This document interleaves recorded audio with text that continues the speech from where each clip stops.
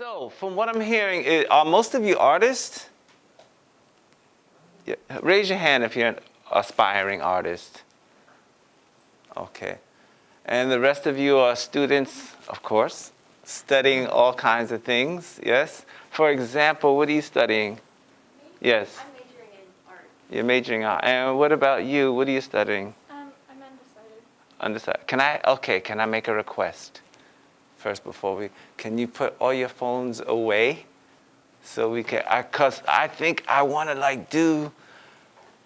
us to all engage in this for like, I don't know, however long we do this, I just want to have your full cooperation. Can we do this? Yeah? Okay, so this is not a lecture. I hate lectures. I hate being lectured to, okay? This ain't a lecture. But this is an engagement. Okay, does everybody have pencil and paper? Does that still happen in this world? No? No? Okay, but if we have pencil, you can get pencil paper. Good, because we're going to engage in something else too.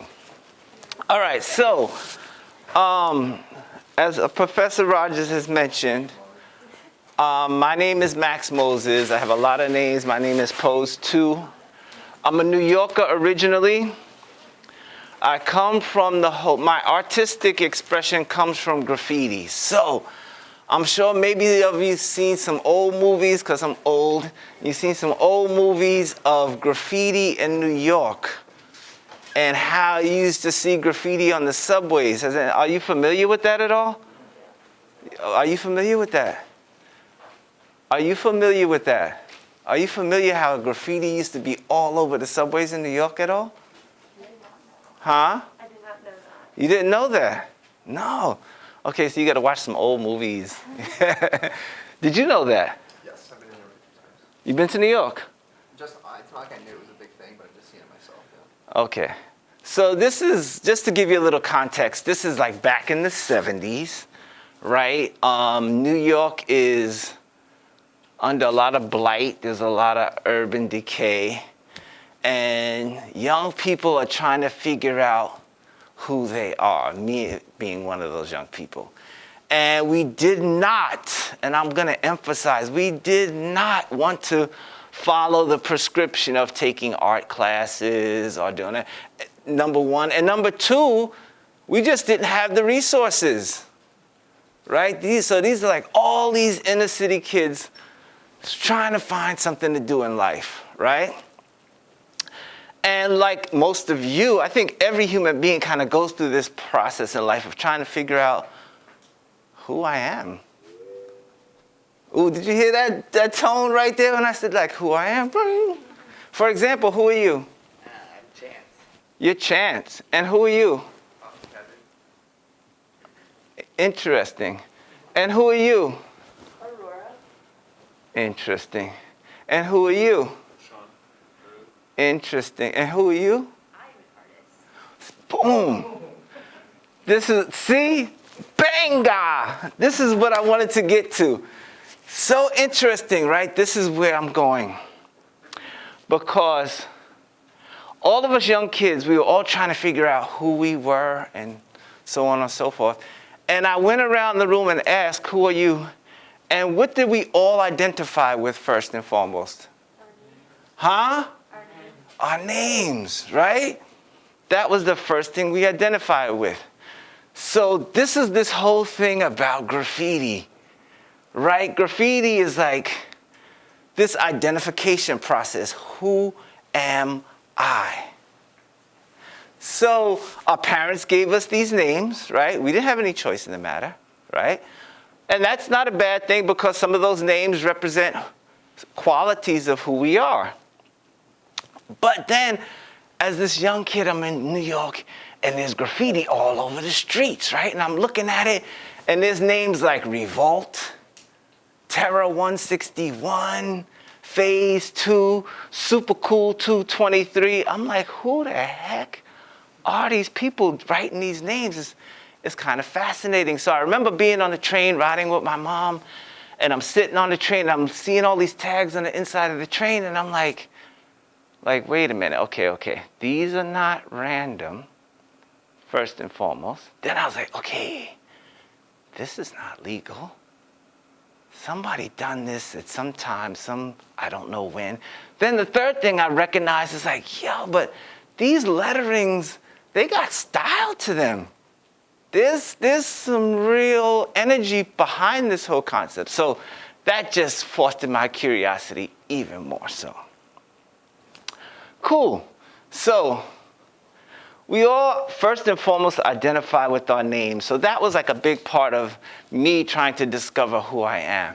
This young lady says, I am an artist. Says who? Myself. Huh?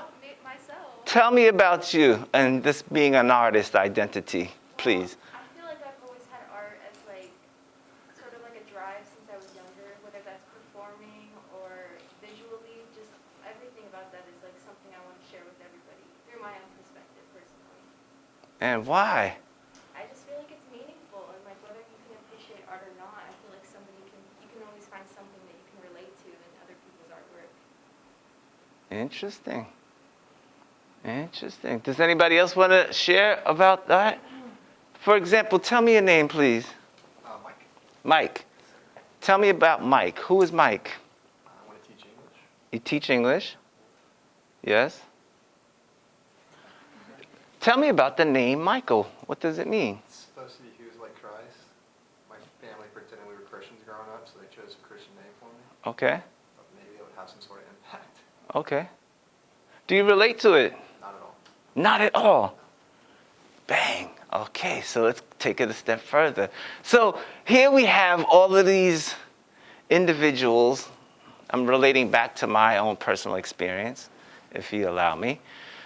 Here we have all these young individuals, and my parents gave me the name Daniel, right? And I related to that name, but that name was given to me.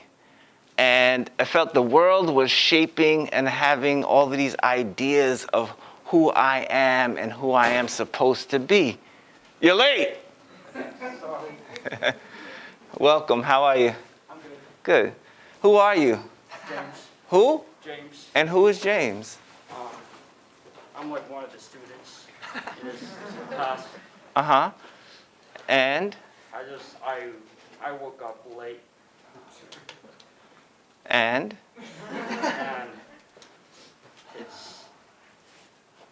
and I had to get dropped off because I don't drive. But who is James? James McElroy. Mm-hmm. And who is that? I'm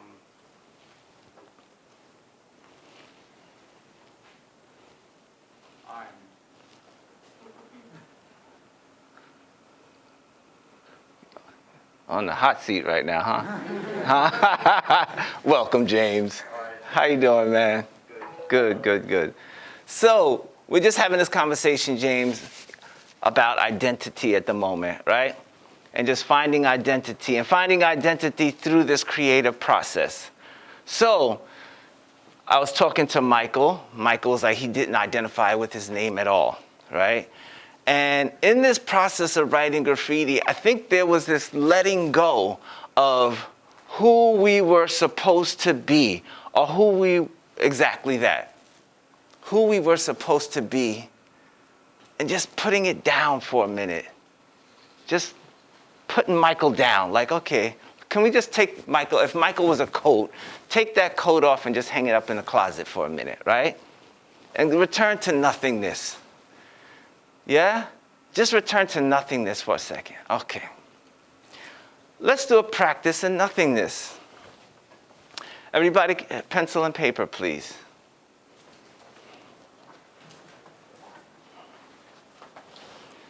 Anybody need paper? Somebody did?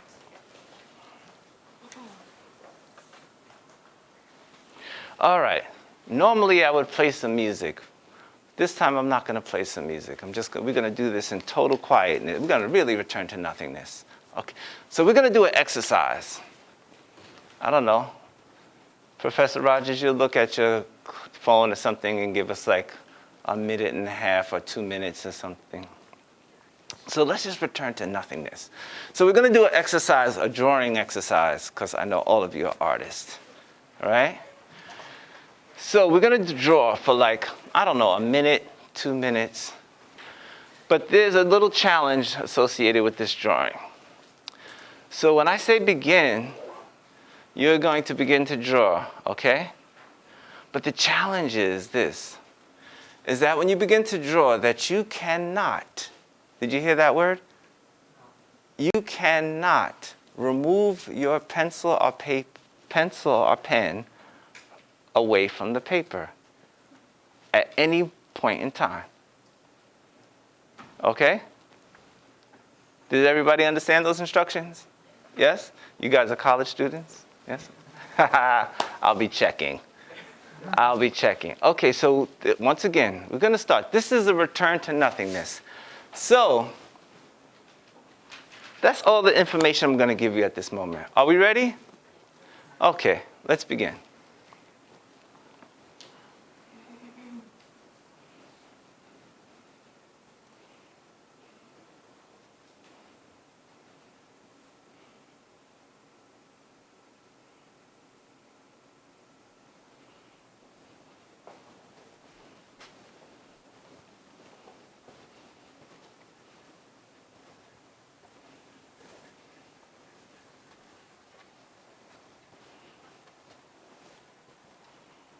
What if your lead breaks?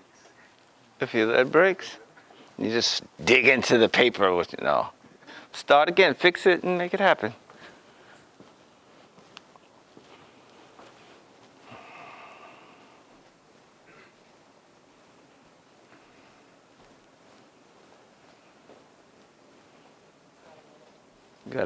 How much time left? A minute. I have a minute, okay. 1 minute left.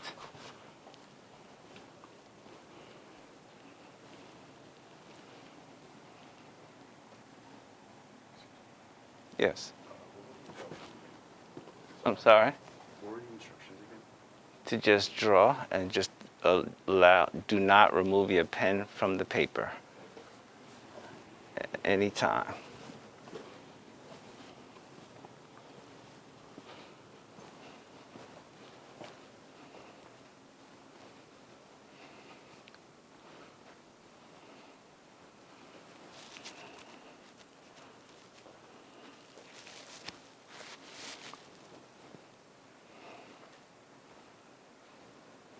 Okay, stop. All right. How was that, Michael? It was good, actually. Really? Second, but I got it at the end place and went with it. Okay. What was good about it? Super in the moment. There wasn't even a hint of what I wanted to do, and then nothing just came out of it. Interesting. Artist. How was it for you, artist? Why was it nice? It's like a contour line drawing, and my left pick up the pencil. Okay. And what about you, young lady? Tell me about your experience. It was difficult. Why was it difficult? I didn't know what to draw. Uh-huh. You were trying to think about what to make? Yeah. And how did that work out for you? Not good. Huh? Not good. Exactly. So this is, like I said, a process of unknowing and, believe it or not, like a process of not thinking, right? So let me tell you a brief story before we continue. So yeah, I decided to take on this whole idea of this graffiti thing that was totally illegal, totally against everything that my parents taught me, breaking the law. So let me tell you a little bit more about this art form. So this art form was really about breaking the law and breaking all the rules. So here we were, these young teenagers wanting to be artists, unbeknownst to us. But we didn't have the resources. So everything that we did in this culture was against the law and broke all the rules. All of our art supplies, we stole them. Anytime we wanted to get onto the subway, everything we never paid. We jumped the turnstile, we got into the subway. Where you went to go write graffiti at, on the subways, were these areas called train yards that were parked at nighttime, that you would have to sneak over the fence and go in and write and do all this. All of these risks that were taken in order to do this. So here I am, this young teenage kid, after a whole Sunday, writing all over the subways, heading home. And I'm like, wow, I got paint all over my clothes. I got empty spray paint cans in my bag. And I'm like, are you crazy? Like, are you actually crazy? Like, your parents are going to kill you.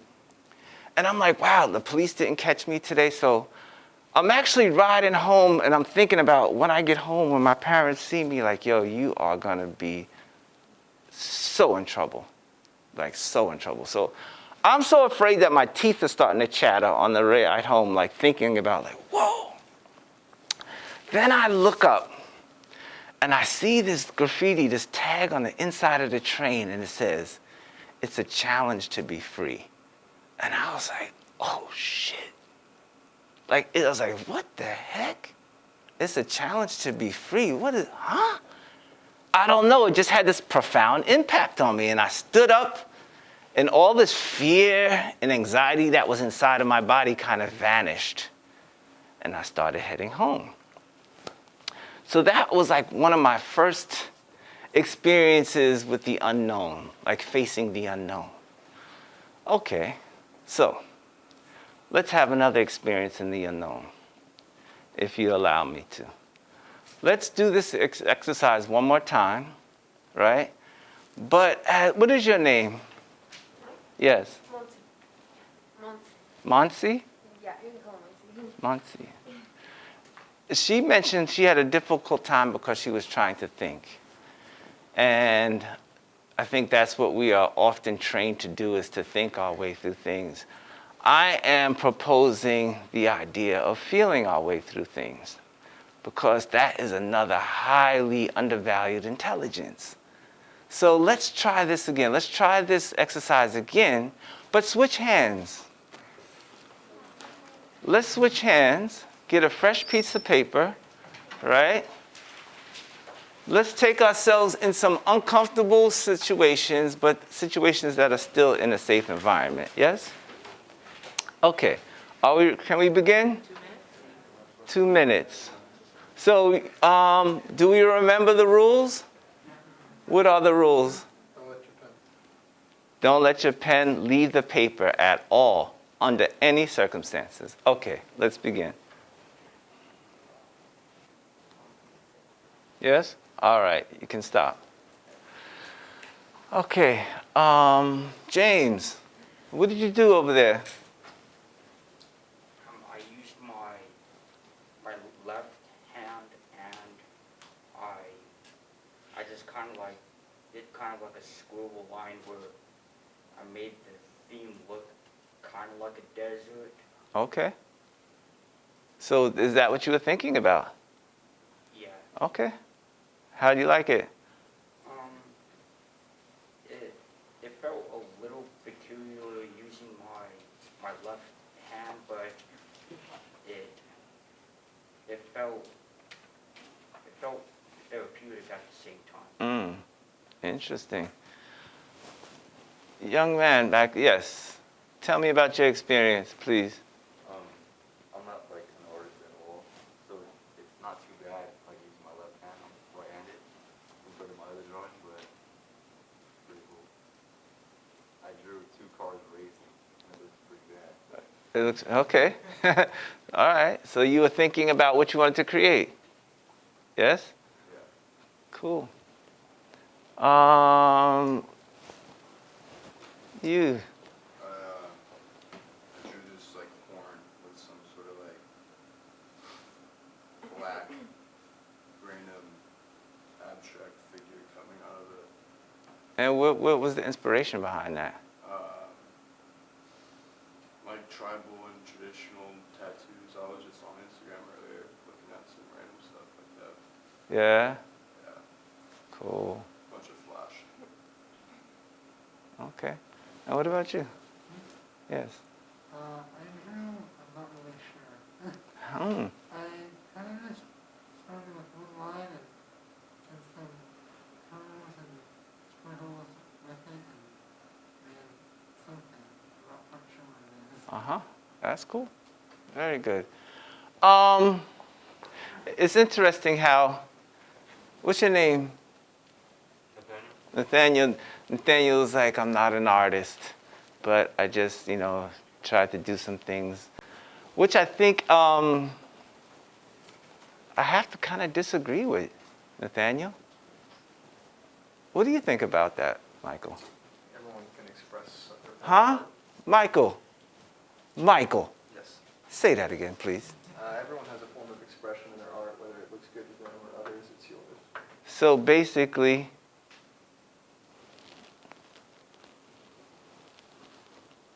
We're all artists. thank you.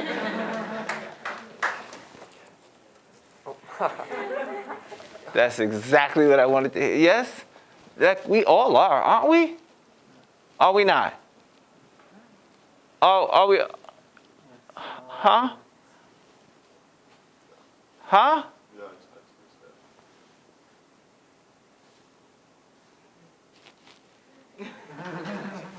Yeah, I think, so this is an idea I think we should really start paying close attention to, right? Is that every human being is an artist. Everybody's a creator.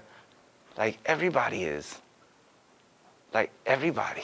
And so here I am, this young boy, destroying property, writing my name over everything. I think I was just home a few weeks ago, and a buddy of mine told me, he's like, do you remember when this guy gave us a ride home and you tagged in the back of his car, like you wrote your name on the back of his seat? I was like, dude, I was absolutely nuts. He's like, the dude gave us a ride home and you wrote in his car. Like, that's how obsessed I was with this writing. And I had to recognize, so here I am, a teenager, then finally actually going to college, and I'm so in love with this graffiti art form, right? That even at night, they had a fine arts building, and I remember going into the fine arts building, and I'm looking at all the artists painting, and I was like, this is disgusting. Like, this is not art. You don't risk your life. I go out in the streets, I do my art. You're here in a safe environment. I was like, this is, So at night, here I am at college now. At night, I would sneak into the fine arts building and do full color pose 2 pieces in the hallways and be like, yeah, this is art. But I had to start coming to grips. I was like, why are you doing this? Why are you taking all these risks? What is wrong with you, right? Because you have to understand, this is 30 years ago, and graffiti as an art form wasn't accepted. It was frowned upon. People hated it with venom. But I felt that there was something really compelling about it. I thought there was something very powerful behind this message of writing, but people weren't trying to see my point of view. So I had to start doing some research. And I started thinking to myself, well, why would hundreds of kids go against all the things that their parents taught them, steal spray paint, steal markers, go into subway systems that have 600 voltages of electricity that you have to step over? If you fall on it, you're going to be pretty close to dying, if not dying. Why take all these risks? So I started doing some research. I'm in college now. I have to write papers. Like, I might as well write some papers about my experiences. And I started looking back in history. And, check out the cavemen. The cavemen left, like, little imprints on the walls, paintings and stuff. And I was like, interesting. Then I started looking go back to, the Egyptians. Like, they left huge monuments and hieroglyphics and all this. And I started putting all this together, and I was like, isn't it fascinating how every culture wants to leave their mark? Like, every human wants to be like, I was here. So I was like, it's not crazy. It's natural. It's a natural human expression. We have to be like, I was here. Like, I did something while I was on this earth. I left a mark. So it kind of goes back to this idea, I feel, as Michael was saying, that every human is an artist. So with that being said, let's play another little game. And so this is going to be rapid fire, bang. You don't have no time to think. None. You can't think about anything. What's your name? Maria. Who? Maria. Maria? Okay. Are you ready, Maria? Yeah. You ready? Okay, boom. How am I going to do this? All right.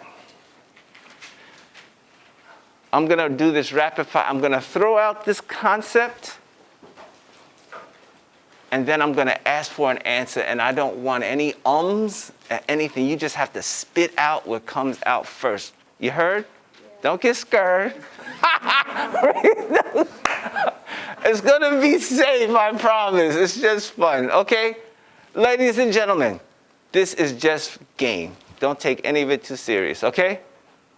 Even though I come across a little intense sometimes. Yeah, trust me, I'm just having fun. Okay, so are you ready? Uh-oh. Can I get everybody to engage, please? We're just playing, yes? Don't take it serious. This is just an exercise, all right? All right, check it out. Are you ready? Are you ready? Yeah. Are you ready? This is an opportunity to take a risk, right? But it's in a totally safe environment. Yes?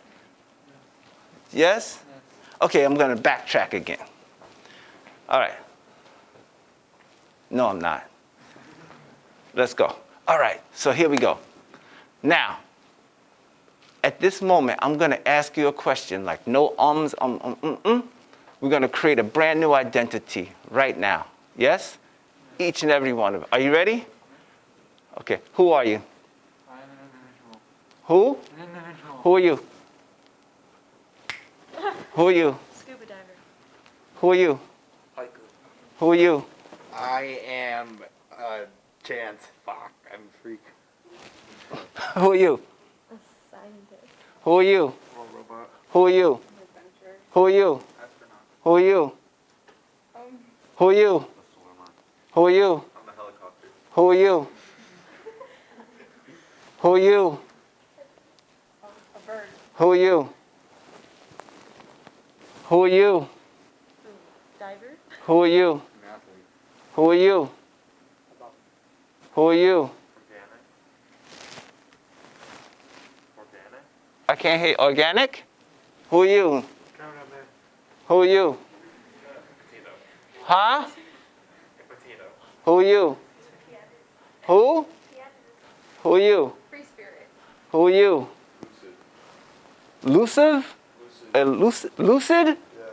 Who are you? I'm an individual. Who are you? Shark. Who are you? Who are you? What I went to. Who? What I went to. Who are you? Blue. Who did I miss? And who are you? A dog mom. A dog mom. Okay. Thank you, everyone, for playing that game. Yes?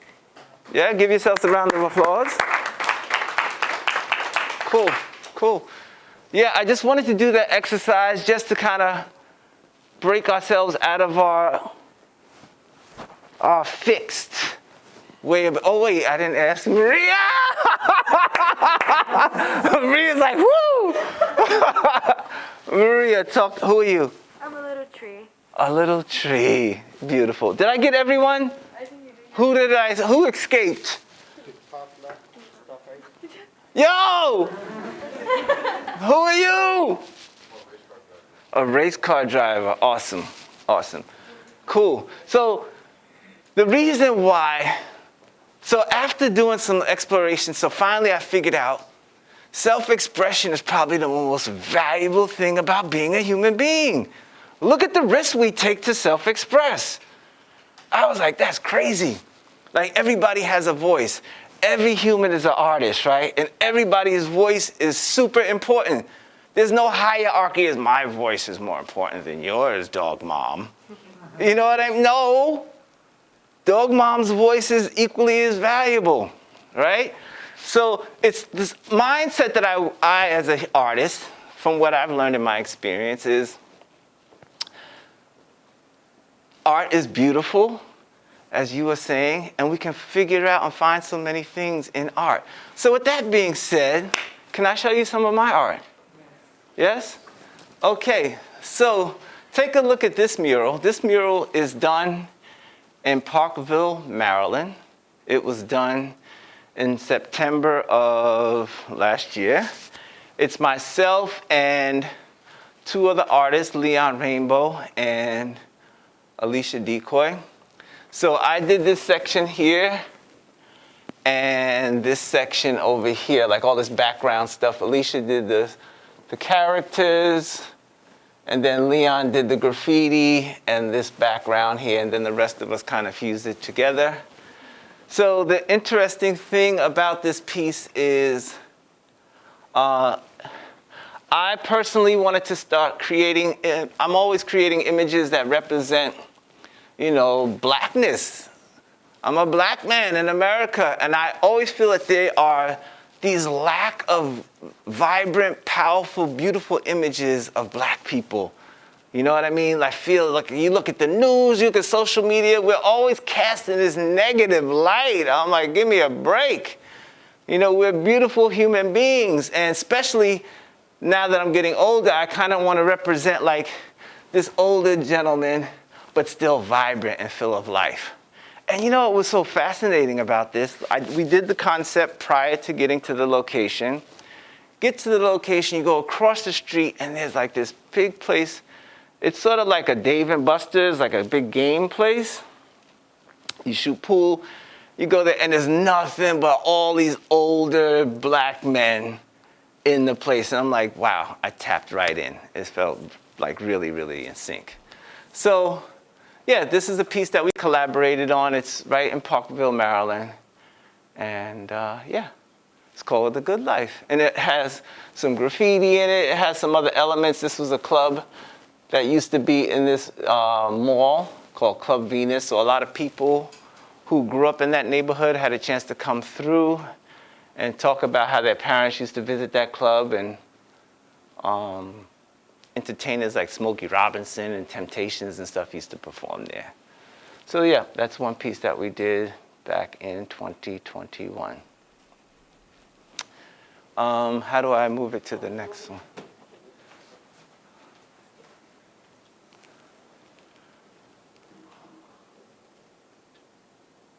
Okay, and this is a mural that is in Washington, a section of a mural in Washington, D.C. called The Love Boat.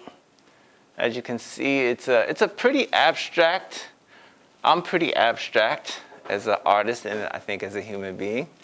So it's like this heart that is kind of traveling on this boat.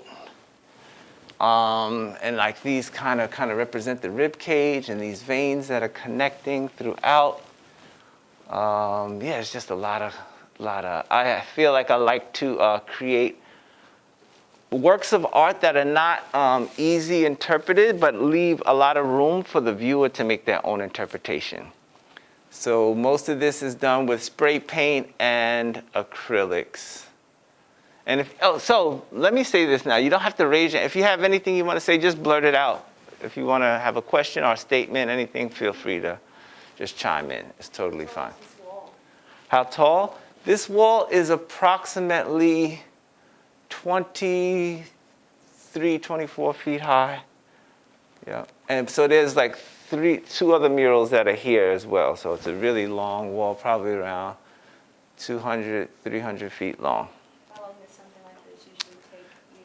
This project, I think this took probably from 7 to 10 days, because you're not seeing the whole of the wall, it's a section of it. And that's in Washington, D.C. It's probably done in 2014. Yeah. How much paint do I use? For that piece, probably, I don't know. I probably had at least 100 and some odd cans on deck at least. But like I said, it's a combination of using acrylics, you know, to fill in the large spaces and then spray painting on top. Are you contracted to the businesses around there that want the art piece? Or Yes. reach out to them, or they reach out to you? Both. I do both. I mean, I think I'm gonna expand on that when I'm gonna show you exactly what inspired that idea. Yes? Let's continue. Oh, so this is pretty recent. This is, here we go. So this is at Massachusetts Avenue on the Orange Line, Charlie stop.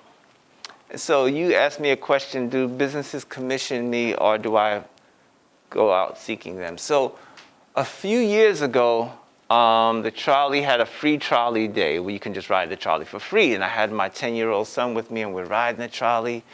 And I'm going to all these stations and I'm like, why do they have all these blank walls? And I'm just taking pictures.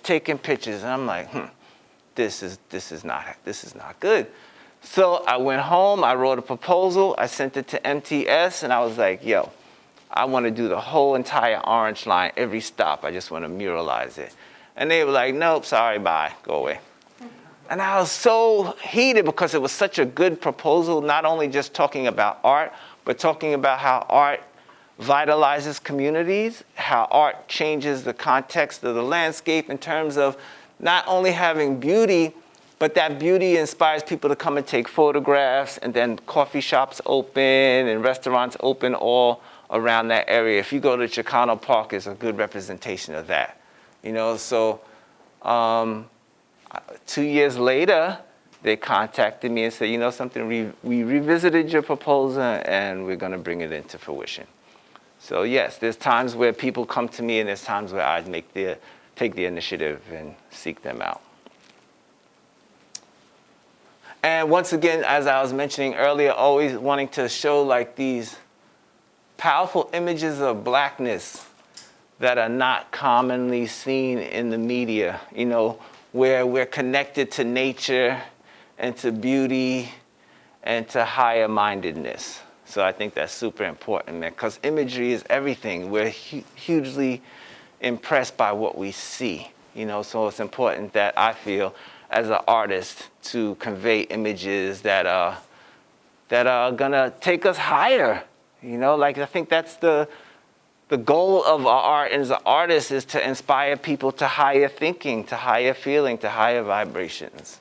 So yeah, the title of this piece is called Heartstrings, because if you look at all the colors that are coming from the heart, those are all of the colors that are of the trolley line. The orange, the blue, the green. Yep. And this is a piece that's done in Brooklyn in 2021. It's called Spoken Silence. Pretty abstract. Definitely connecting Afro. I think this is what you might consider Afrofuturism, and creating my own kind of like hieroglyphics in here. Yeah. How do you make them? Like, you make like a thought in your notebook, or you just improvise a little? Yes, this piece I had a total sketch for, but I do both as well. A lot of times I'll just have a bone sketch, you know what I mean? Very simple, and then I can just expand upon that.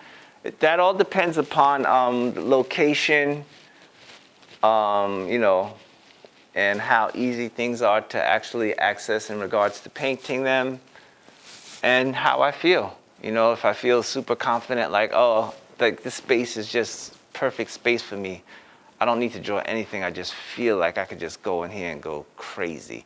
And the client totally allows that, you know? So there are times where I've been referred to projects and the person referring me was like, yo, just leave him alone. Just let him do whatever he does. Because that's, as you find, as I learned through exercises as we were doing today, where we're just allowing things to happen. Like, not feeling that we have to control the total, not controlling the process. Even though we may have a desired outcome, that we don't have to control the process. We can allow the process to kind of flow. We can allow ourselves to kind of walk into that unknown area, although it might feel uncomfortable. In the background, there's seems like someone tagged or reviewed that. How do you feel about that? Do you feel like it's a political expression? If someone tags on it, Yeah, like if you owned a business and they were to do that in the background, do you feel like it's a form of expression and you wouldn't be upset? Are you asking me personally? I think of course you're like, yo, bro, why you write all my stuff? But yeah, but that it is a form of expression. It is like, this is what I say, right? So everybody has to express themselves, right? We all have to get something out, right? So this person that did this, tagged on there, right? That was an expression, right? Let's weigh the odds. Somebody the other day, I don't know if you heard in New York, went inside the New York City subway and shot a bunch of people up with smoke bomb. That's a form of expression too. Which one would you rather have? Huh? Yeah. But you wouldn't be upset? It does. Would you try to put your own art on top of that? Oh, me personally, I don't know. I'd probably paint over it. Yeah. Yeah. But on the bigger version, like this is what we've been kind of like faced with, like making such a big deal out of situations like this, right? Like, oh, but that they got it out. That's actually a very healthy form of expression in comparison to somebody that bottles up all this energy and finds a negative way of expressing it. So we can go on. Yeah. So, like, from when you started, how would you say your graffiti art evolved from, like, was it from, like, tagging to, like, crazy abstract art like this, or do you say, like, when you went to art school, it really took off from there, you, like, found your little niche when it came to, like, your art style? It's an ongoing process because I think, as being a creator, like, life's experiences, keep seasoning your stew, right? So you're like, one time I just liked French fries, but now I like French fries with cheese and Parmesan on them, right? Because I have more exposure. So all of these things, like, and all of my interests and all of my interests start having an impact upon my creativity. The things that I was learning while I was in college, in class and outside the class, from politics to, the knowledge of ancient indigenous cultures, all of those things started having an impact upon my expression, as well as learning technical skills as well. Yeah. Okay. Okay, so this painting here. Hold on, I gotta get the people on Zoom back in. Okay. Okay. Max, Yes. which artists influenced you the most when you were coming out in New York? So in New York? Or yeah, I'm both. Well, first in New York, like, the interesting thing about this graffiti art form is like, we weren't looking at Picasso and all that stuff. Like, we were looking at our peers, right? It was like, these are the same people in the same part, stew of artists. You're looking at them like, did you see what Phase 2 just painted on the train? Like, oh my God. So we were it was like this insulated group of artists that we were kind of all learning about color, shape, and form. Then when I went to college, and I told you I was like writing my name all in the fine arts building, one of the professors finally pulled me aside and was like, listen, you should take some classes. And I was like, all right, like, no, but it all worked out. And he introduced me to Salvador Dali. And I don't know if you know, Salvador Dali is a surrealist, and he had his artwork was highly influenced. What was the word that you used? Lucid. Yes, he's very lucid, like he's very influenced by dreams. And I was like, I'm a heavy lucid dreamer. So when I kind of fell in love with his artwork, and I started being able to play with different shapes and forms in my artwork, because I was never really one to do very literal stuff like, oh, there's the boy reading the book. Not to knock that, but that's not my form of expression. So here is a good example of, so I'm doing an exhibition with this wonderful. I'm sorry. Yes. Can I interrupt you? Yes. I have a question from the chat. Oh, could he speak to his inspiration for the particular pieces and how the image reminiscent of Africa. Boom, we're right here. So this painting is part of an exhibition that our lovely professor is curating called Echoes of Africa. And I was invited to go look at the large collection of African artifacts. And once I got a chance to look at them, I went back to my studio and started creating. So this is one painting, and this is called Brass and the Blood of Kings. So this is kind of playing off of an African mask with my spin on it and my playfulness with it and my movement with it and the using of spray paint and acrylics and trying to pull in this fusion of African influence and energy combined with urban street culture, graffiti, and my personal experiences. So yes.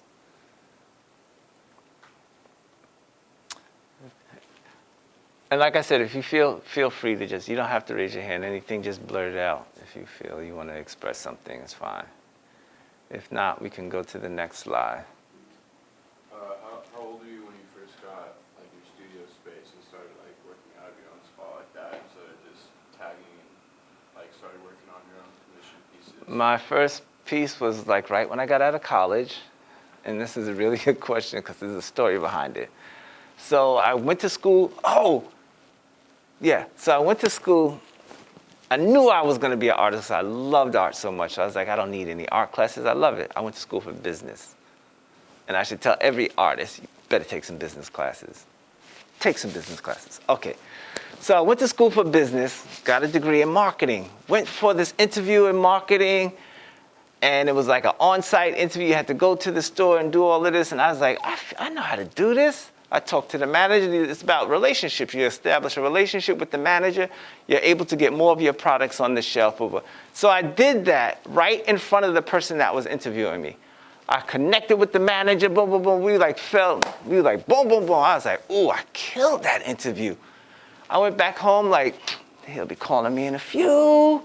I'm waiting day 1, day 2, day 3. I called them like, yo. They was like, no, we passed the job on. And I was so vexed. I was so angry. I was like, you didn't hire me? Like, you didn't hire me. At that moment, I was like, I will never ask another person for a job again, ever. And I got my first studio. So I was like 19. Yep, I was like, that's a wrap. So this painting right here is titled, gosh, I'm forgetting the title of these paintings. But anyway, the drawing was done back in 2013, the original drawing. And it's also, I done it initially on a mural in Baton Rouge, Louisiana. And I felt that it was a good concept to bring back for this exhibition. As you can see, it's like an African mask, of course. And I don't know if you're familiar with this shell that's on top. It's called the cowrie shell. And in Africa, many centuries ago, it was used as money. It was a form of exchange. And I placed it there, like at that position of the third eye, just to kind of represent like this. The piece is called currency, right? So currency is like, we use money as an exchange of currency, right? But I'm also really, really, really paying attention to the idea of the currency between you and me. Like, are we paying attention to that currency? That's the most important currency, the currency between human beings, like the vibration that we extend to each other and how we relate to each other, I think is the most valuable currency. So that's what this is about. This is about this being who has come from another realm, right, into the physical realm, projecting this idea of currency of like, yes, we need money and all those things, but the first currency is the currency that we admit and exchange between each other.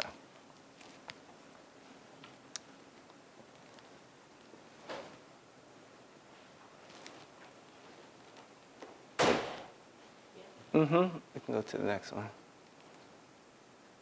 Okay, so this piece is titled Influential. Yep. I'm telling you, just yell at me, bro. Yes. Thought about like turning some of your work into like NFTs or like exploring that area? I have thought about it. Have I pursued it yet? No. But I would love to. Yeah, that's definitely the next move. What do you think? I think like especially the last one. Uh-huh. I feel like Yeah. Have you done it? No. Have you bought any? Has anybody bought any NFTs in here? No? Okay. Not yet? You have one? How much you pay for it? I got it as a gift. Really? Nice. Okay. Nice idea. Yeah. Oh, you went back to this one. Oh, he mentioned it. I wanted everyone to see. Okay. Okay. So yeah, this piece is titled Influential. It's a drawing that I did, I don't know, a few years ago as well. I'm sure you can see the Egyptian influences, you know, kind of like the King Tut mask to some degree over here on this side. Kind of play with that. But then, like, you know, playing with these ideas of modernism, you know, sunglasses and, you know, and these shapes here. So it's kind of like this combination of like, I'm incorporating more like design elements as well as my artistic expression, you know? Yeah. What's sounds like you've been doing them in a lot of different states and stuff. Mm-hmm. What's some place that you still want to get over? Do I want to go to? Yeah, that you want to go to? I haven't been to Asia enough. I've only been like once. So it's time to go back to Asia and do some more work in there. Asia and Africa, I think, are like, well, there's Asia, Africa, and South America. Yeah? Because the art, and I say that because in those regions, the culture is deeply, the art and the culture are deeply connected to each other. You know, like there's that cultural influence that really resonates through the artwork. Do they have this style of art in Asia? Bro, this is, Or at least just that's a good question. I mean, when we went to Pakistan a few years ago, it was like kind of the first us coming there and doing wall murals, and since then it's been taking off. So, in places like Bangkok and stuff like that, for sure, yes. Yeah, I mean, this culture has grown phenomenally over the years, so like it's all over the world. Absolutely. Absolutely.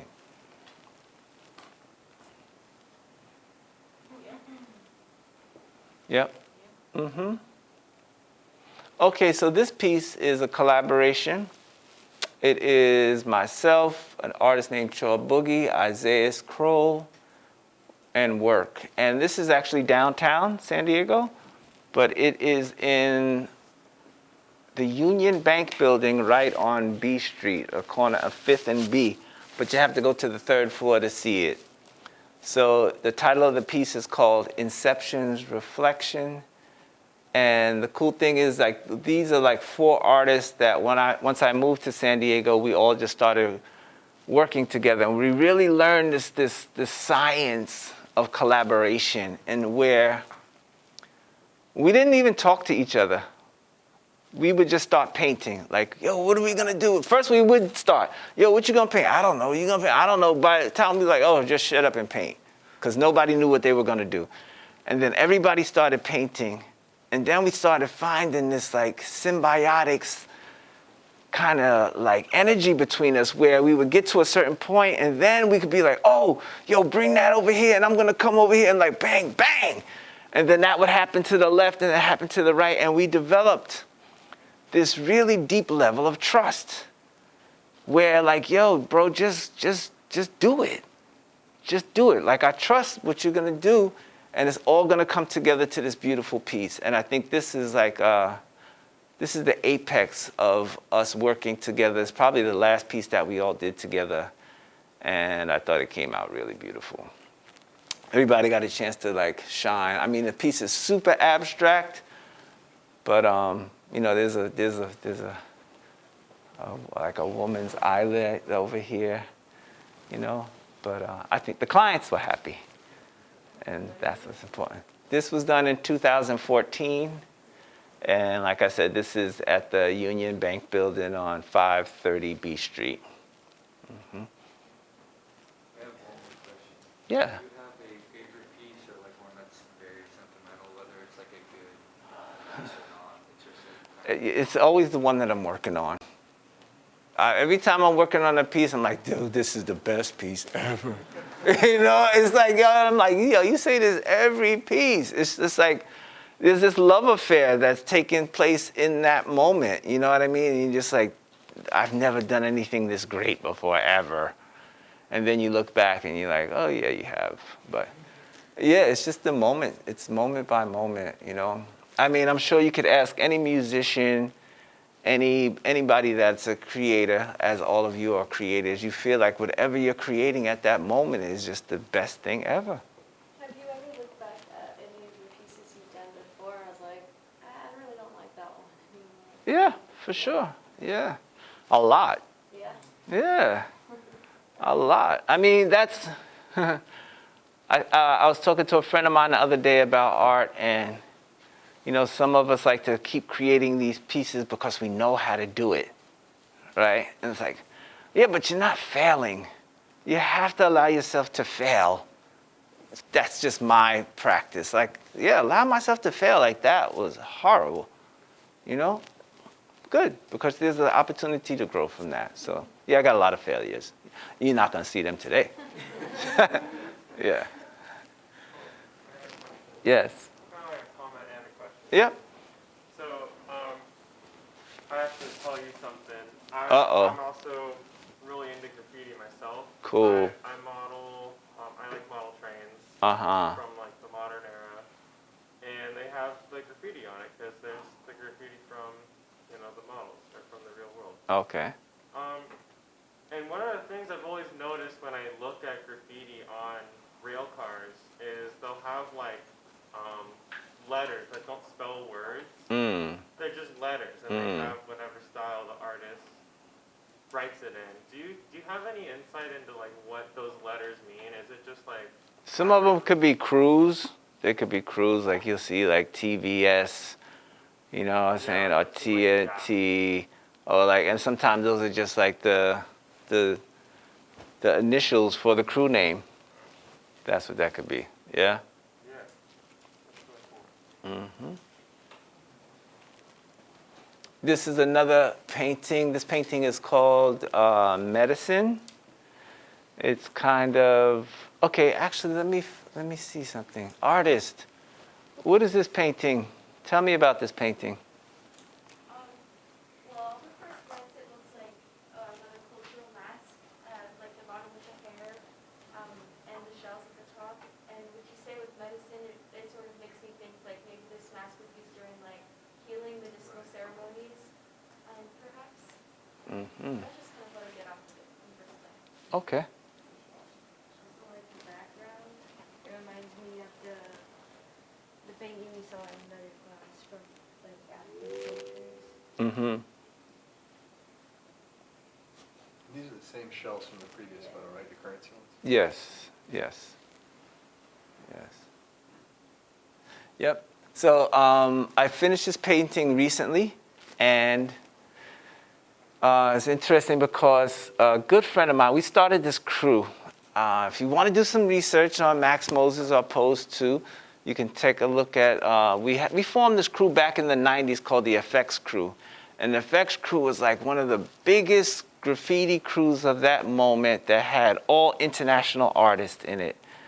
And we brought all artists from Germany and Italy and all of the best, all these different styles, and merged them together into doing these huge, huge walls all throughout the Bronx and all over the place. And the leader of our crew passed away a few weeks ago. And the sad thing is that him and I were at odds when he passed away. So it was like, it kind of left this disturbing feeling with me. So I go back to my studio and I have to work on this painting, and we had unresolved issues. So I felt that as I was working on this painting, I was communicating with him and we were resolving our issues as I was working on this painting. So I was like, yeah, this piece is called Medicine, because like, you know, I'm working and I'm just like, bro, so we never resolved this while you were here, so we got to do this now? I'm like, really, now? So this is the beauty of painting. This is the beauty of being an artist. You get a chance to express. You get a chance to use your creativity as a valve for all of these internal things that you may be going through. And that's what this painting was used for. And as I completed the painting, I came to a resolve within my own being, and I felt that I could release and, you know, we could be at peace. So that's why I titled the piece Medicine. Yes. How big is This piece is, it's almost actual size. No, yeah, it's about 5 feet by 6 feet. Yep. And yeah, it's spray paint, acrylic, even airbrush as well. Yep. Medicine. James, where you at? Yes. Another question I had about that art, is their face like is their face actually based on a real like celebrity, or Who do you see, man? This is fat, huh? Who do you see? is it somebody known, like famous? Not to my knowledge, but I'm listening. Who do you see? Not sure who it is. Come on, spit it out, James. Who do you see?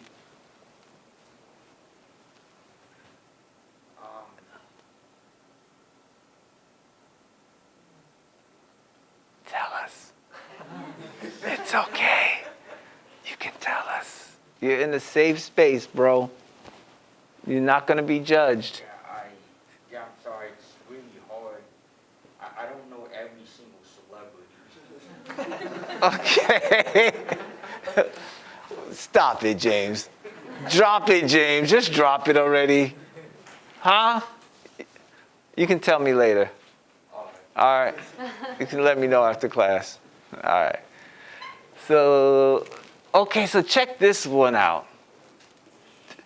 Check this out. So, this is in Moscow, right? And in 2018, we got an invitation to go to Moscow. And I was telling you about this crew of graffiti artists called the FX crew. We got an invitation to go to Moscow and paint a 20-story skyscraper. So, you know, if you look back here, you can see there's another one here, right? Another like kind of traditional mural.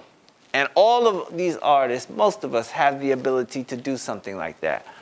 But they were like, upon the invitation, they was like, no, we want you to do graffiti, because graffiti is what set the platform for all these other artists to come out and to start doing murals and stuff. So for us to have the opportunity to come and just like rock our names on a 20-story building in Moscow was phenomenal. And so here's my piece up here. My piece is there. So, okay,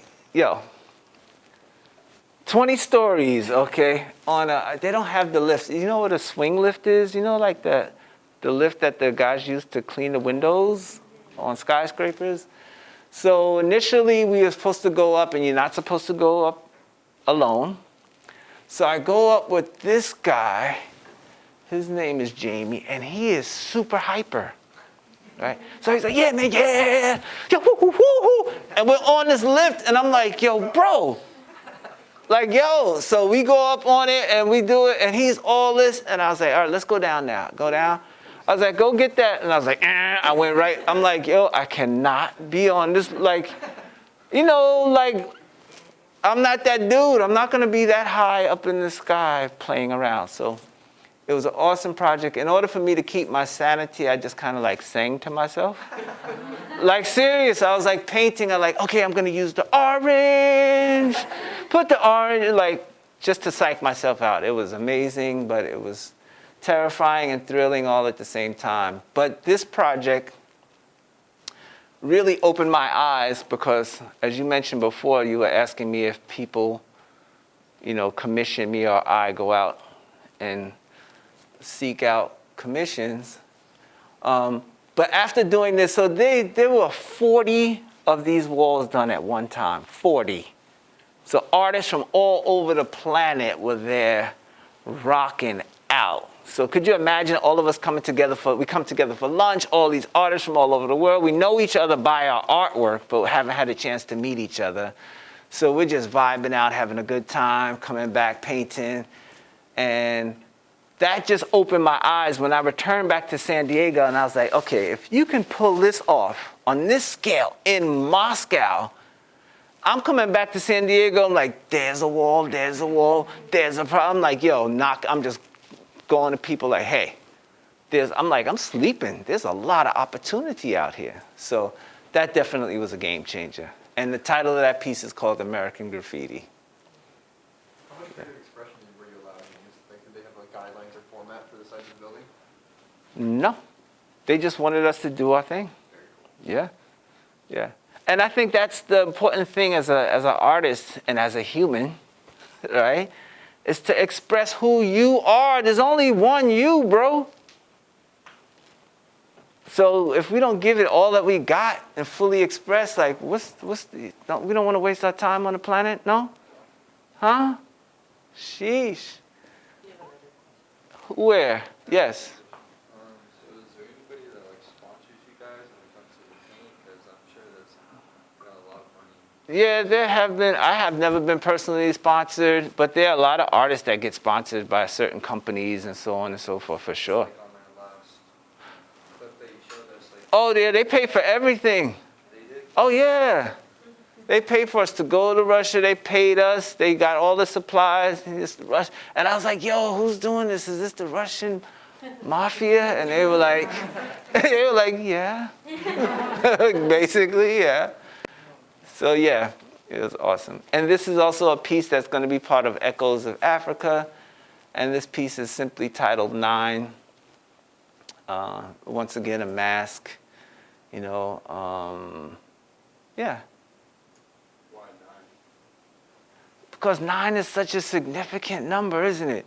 9 is like the complete number, Huh? That's just my favorite number. Is it your favorite number? Yeah, it's like synchronicity. It's the most complete number, man. Like, I don't have any of you ever watched those Tesla YouTube joints on 369?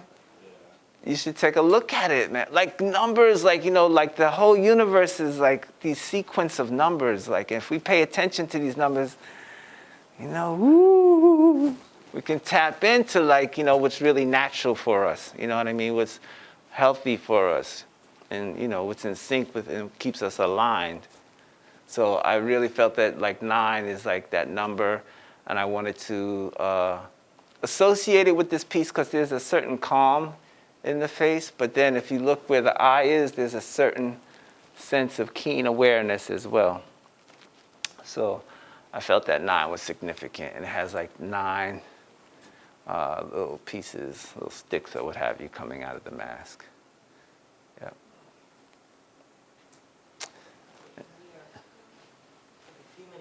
Okay, so this is a mural that was done in Kinston, North Carolina. It's called The Journey. It's all about these portals that are here that you could travel into. But then in Kinston, there's a lake that's back there and had all these trees and stuff, and I wanted to bring some of those elements in it.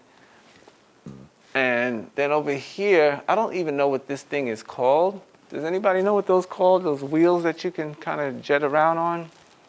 But we were staying at an Airbnb, and a thunderstorm was approaching, and I'm sitting out on the porch, and this kid just flies around the corner whoosh, on one of those things. And I was like, did you see that? He was just wham! And I was like, that is amazing.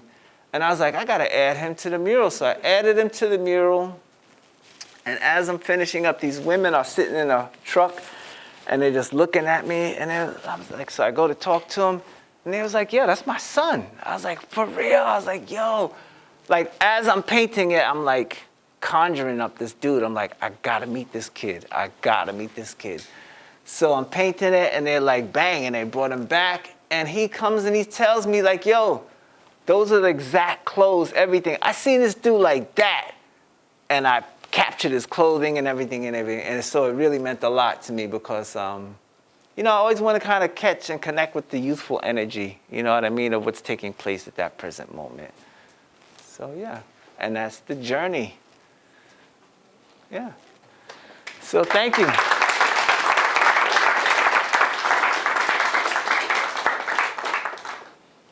We have just about a minute. Okay. If you have any questions, cool. If you'd like to find me, you can also find me on Instagram at Maxx Moses 777, Max with 2 X's. Please make sure to take the opportunity to come to our exhibition. When is our exhibition opening? June 4th. June 4th at the Central Library. We'd love to have you all there. And if I could leave you with one powerful note, or maybe two, is the first is that every human is an artist. Every human is an artist. And one of my favorite, I wrote 2 books of art and affirmation. And one of my favorite affirmations is, I thrive in uncertainty, and the unknown is my paradise of discovery. Okay? All right. Thank you all. I appreciate you all.